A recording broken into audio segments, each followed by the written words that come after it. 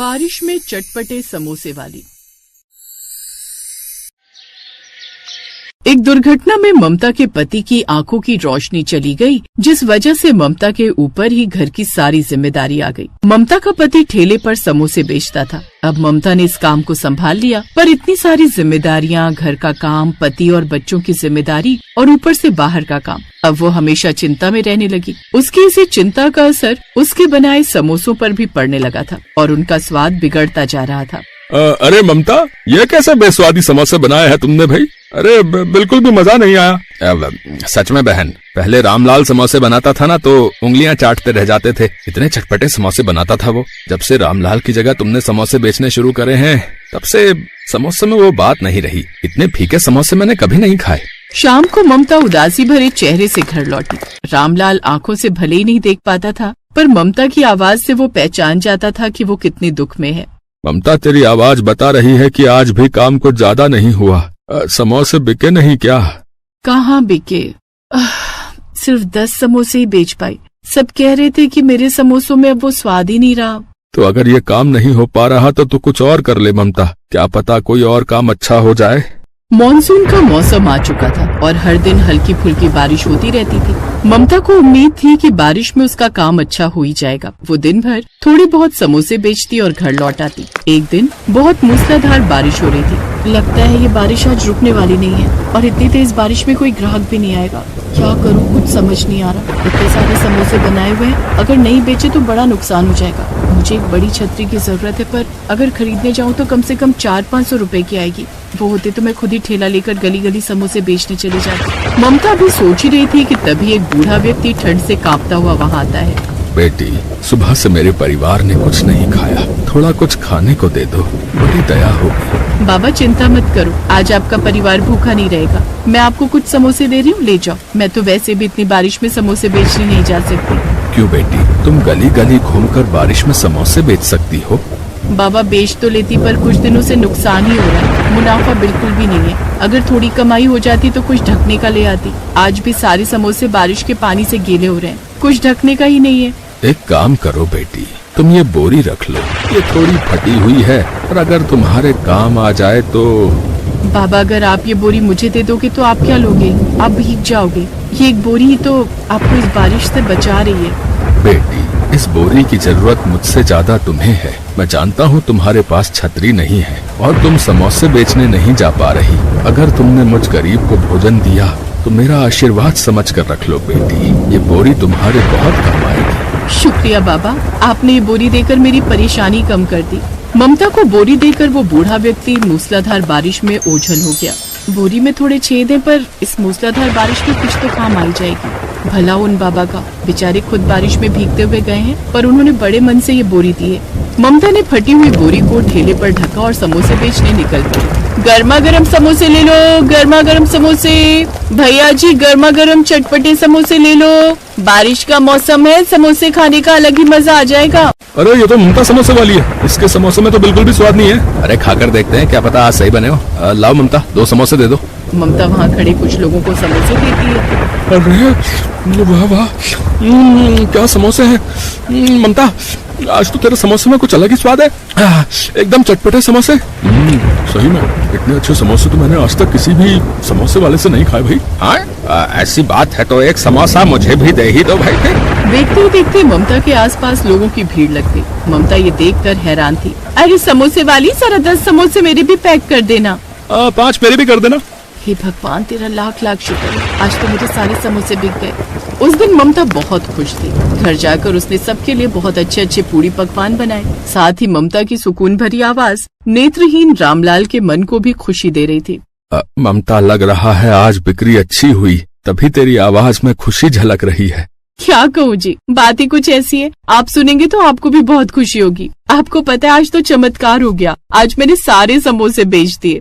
क्या सच? ये तो सचमुच चमत्कार हो गया। कहाँ तुम सिर्फ 5 या 6 समोसे बेचा करती थी। आप ठीक कह रहे, अब से मैं ऐसा ही करूंगी। बहुत तसल्ली से समोसे बनाया करूंगी और गली गली घूमकर बेचा करूंगी। ममता अब रोजाना ही ज्यादा समोसे बनाकर बेचने के लिए निकल जाती थी। अब तो दिन पर दिन उसकी बिक्री बढ़ने लगी। धीरे धीरे ममता के समोसे सबको पसंद आने लगे और ज्यादा से ज्यादा लोग खाने लगे। ममता के पास अब पैसों की भी कोई कमी नहीं रह गई थी। एक दिन ममता ठेले को ढकने के लिए एक बड़ी छतरी खरीद लाई। उसने वो पुरानी बोरी को हटाकर नई छतरी लगा ली और समोसे बेचने निकल पड़ी। रास्ते में उसे बंधे हुए ग्राहक मिले, पर उस दिन किसी ने भी समोसे की तारीफ नहीं की, बल्कि सबने बुराई ही की। अरे कितने घटिया समोसे हैं, बिल्कुल बेस्वादी। ये पहले जैसे समोसे नहीं है भाई। बारिश के पानी में भीगे गीले गीले समोसे। बारिश के पानी में भीगे हुए समोसे खिलाकर बीमार करना है। मैंने तो छतरी भी लगा ली, फिर समोसे गीले कैसे हो गए? अब क्या करूं? आज समोसे किसी को पसंद नहीं आ रहे, बहुत नुकसान हो जाएगा आज भी। उस दिन सभी ग्राहकों ने ममता के सारे समोसे वापस कर दिए। ममता उदास मन से घर आ जाती है। कुछ दिनों तक ऐसा ही चलता रहा। ममता के समोसों की फिर से कम बिक्री होने लगी। ममता इस बात को बिल्कुल भी नहीं समझ पा रही थी। एक दोपहर ममता जब समोसे बेचने जाने लगी तो बारिश शुरू हो गई। ममता बड़ी छतरी निकालने लगी तो उसने देखा छतरी गायब है। अरे छतरी कहाँ गई? लगता है किसी ने चुरा ली। अब क्या करूं? इतनी तेज बारिश में तो मेरे सारे समोसे गीले हो जाएंगे। एक काम करती हूँ, आज वो बोरी डाल लेती हूँ, कुछ तो पानी से बचेंगे। उस दिन ममता वही फटी बोरी ढककर ठेला लेकर बाजार पहुँची। आज बारिश तेज थी तो वो एक पेड़ के नीचे खड़े होकर समोसे बेचने लगी। तभी एक पति पत्नी आई। उन्होंने ममता से समोसे लिए और फिर समोसे तो बहुत ही बढ़िया और चटपटे हैं। एक काम करो, एक समोसा और दे दो। अरे भाग्यवान, तुम और लोगी क्या? हाँ, एक ले लूंगी। सुनो जी, समोसे बहुत स्वाद है, बच्चों के लिए भी पैक करवा लो। वहाँ खड़े सब लोग फिर से ममता के समोसों की तारीफ करने लगे। ये देखकर ममता बहुत हैरान थी। तभी ममता ने बोरी की तरफ देखा। वो समझ गई कि ये बोरी उसके नेक कर्मों की वजह से चमत्कारी हो गई है। उस दिन के बाद ममता ने उन बाबा का आशीर्वाद मानकर उस बोरी को हमेशा अपने पास रखा, जिससे उसे काम में सफलता मिली। ममता को उसके अच्छे कर्मों का फल मिला। ये कहानी हमें यही सिखाती है कि कभी कभी किसी के द्वारा आशीर्वाद में प्राप्त हुई वस्तु हमारा भाग्य उज्जवल कर देती है। इसलिए सदैव आशीर्वाद में मिली वस्तु को महत्व देना चाहिए और जरूरतमंद लोगों की भी मदद करते रहना चाहिए। न जाने कब किसका आशीर्वाद हमारा भाग्योदय कर दे।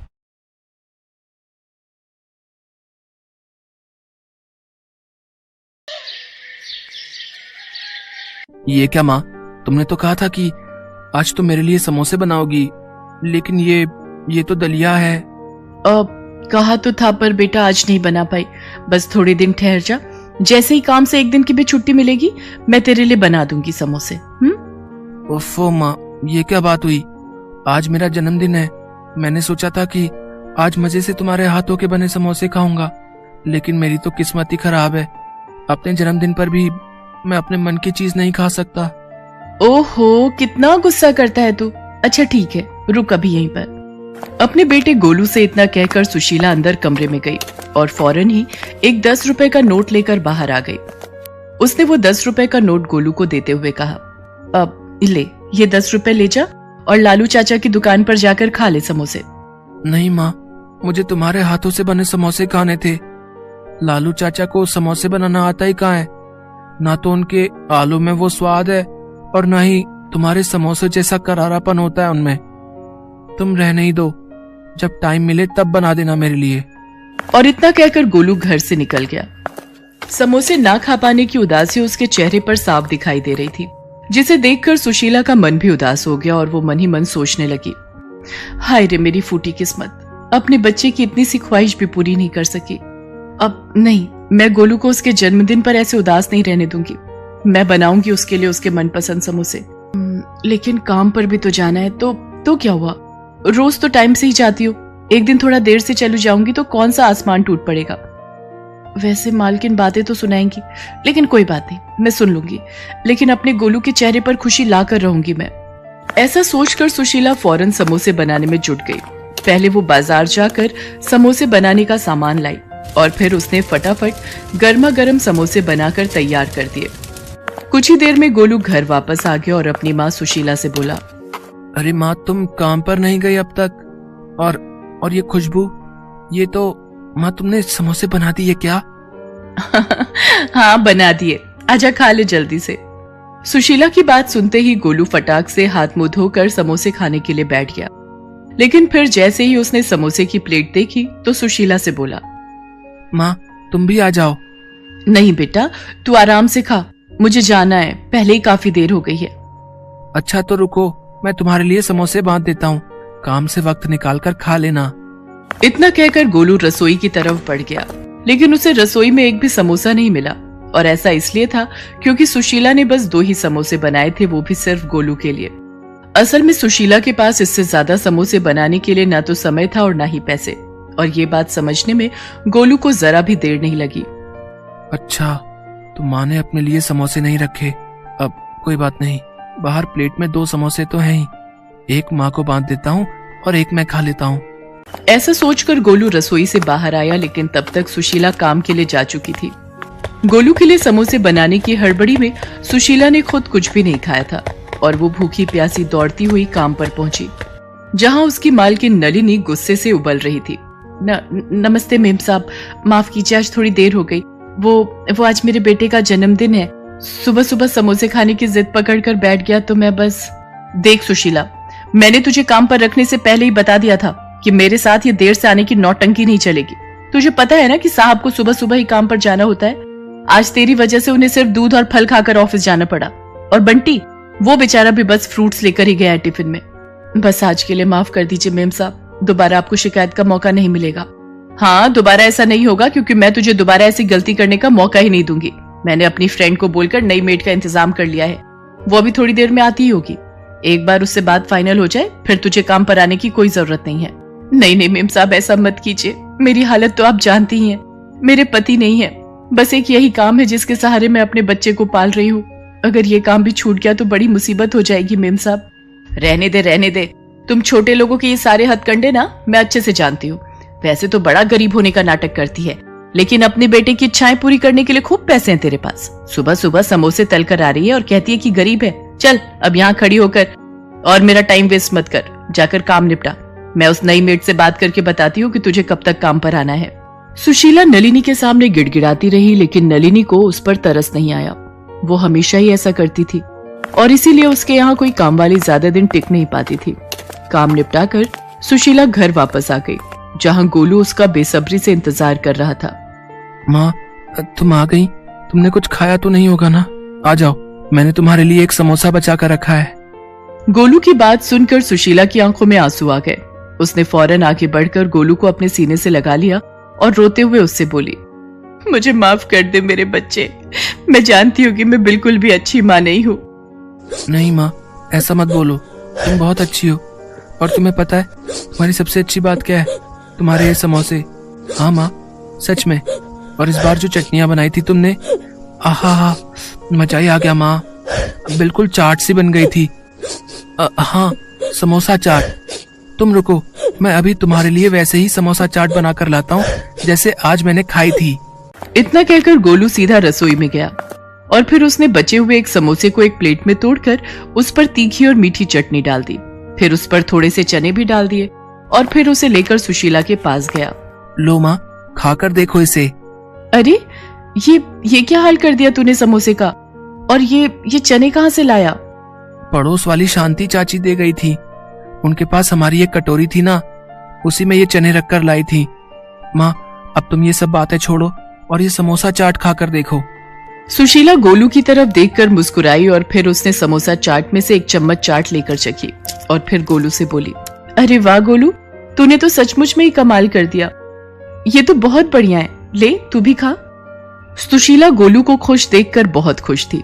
नलिनी के घर जो कुछ भी हुआ था वो उस बारे में भूल ही गई थी, लेकिन फिर माँ, इस बार जब तुम्हें काम के पैसे मिलेंगे तब ढेर सारे समोसे और ऐसी ही ढेर सारी चटनी बनाना और चने भी बना लेना, फिर मैं अपने सारे दोस्तों को ऐसी ही समोसा चाट खुद बनाकर खिलाऊंगा। गोलू की बात सुनकर सुशीला जैसे होश में आ गई और उसकी आंखों से आंसू बहने लगे। अरे माँ, तुम रो क्यों रही हो? क्या हुआ? गोलू, इस बार जो पैसे मिलेंगे काम से, शायद उन्हीं में काफी समय काटना होगा। आज काम पर देर से पहुंची थी ना, तो मालकिन बहुत ज्यादा गुस्सा हो गई, शायद वो मुझे काम से निकालने वाली है। क्या? बस एक दिन देर हो गई तो इतना गुस्सा? कोई बात नहीं माँ, तुम चिंता मत करो, और वो खड़ूस आंटी तुम्हें काम से निकाले उससे पहले तुम ही उसके यहाँ से काम छोड़ दो। हैं? ये तो क्या बोल रहा है गोलू? जब तक कोई और जगह काम नहीं मिलता कम से कम तब तक तो। नहीं माँ, अब तुम्हें किसी के घर जाकर काम करने की जरूरत नहीं है। मैंने सोच लिया है कि अब क्या करना है। अब से तुम और मैं मिलकर समोसा चाट बनाएंगे और उसे बेचेंगे। तुम देखना माँ, हमारी बहुत अच्छी कमाई होगी। गोलू की बात सुनकर सुशीला हैरानी से उसकी तरफ देखने लगी। लेकिन फिर अगले ही पल उसमें भी आत्मविश्वास जगा और उसने गोलू को फिर से गले लगाते हुए कहा, हाँ बेटा, हम मिलकर लड़ेंगे और जीतेंगे भी। इसके बाद सुशीला ने खुद ही नलिनी के घर का काम छोड़ दिया और वहां से मिले पैसों से उसने समोसा चाट बनाने का सामान खरीदा। हालांकि ये सब करते हुए सुशीला के मन में इस बात को लेकर डर था कि अगर ये काम ना चला तो क्या होगा, लेकिन फिर गोलू का आत्मविश्वास देखकर उसमें भी हिम्मत आ गई और उसने पूरे मन से समोसा चाट का सामान बनाकर तैयार कर लिया। और फिर शाम होते ही, नहीं माँ, तुम रहने दो, चाट तो मैं ही लगा कर दूंगा सबको। जितने मन से सुशीला ने समोसे बनाए थे, गोलू भी उतने ही मन से समोसा चाट लगाकर सबको दे रहा था। पहले दिन ही सारी की सारी समोसा चाट कुछ ही घंटों में बिक गई और लागत के साथ साथ अच्छा मुनाफा भी हाथ आ गया। सुशीला और गोलू बहुत खुश थे।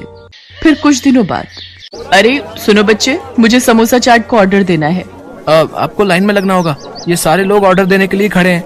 उस जगह पर वाकई बहुत भीड़ थी और नलिनी को उसी भीड़ से जूझते हुए आगे बढ़ना पड़ा। और फिर जैसे ही उसने सुशीला को वहां पर ऑर्डर लेते हुए देखा तो उसे अपनी आंखों पर विश्वास ही नहीं हुआ। अरे सुशीला, तुम ये मशहूर समोसा चाट की स्टॉल चलाती हो, लेकिन कैसे? इतनी जल्दी इतना सब कैसे कर लिया तुमने? बस अपने बच्चे की इच्छा पूरी करती रही मेम साहब, और भगवान पर भरोसा बनाए रखा, क्योंकि वो तो सब जानता है ना कि कौन क्या है। वैसे आपका कितना प्लेट का ऑर्डर है? पैसे एडवांस ही देने होंगे आपको। सुशीला और गोलू की तरक्की जहां उन दोनों के लिए उनकी मेहनत का फल थी, तो वहीं नलिनी जैसे लोगों के लिए एक सीख भी थी कि भले ही आप कितने ही अमीर क्यों ना हो, कभी भी किसी को छोटा समझकर उसकी बेइज्जती नहीं करनी चाहिए।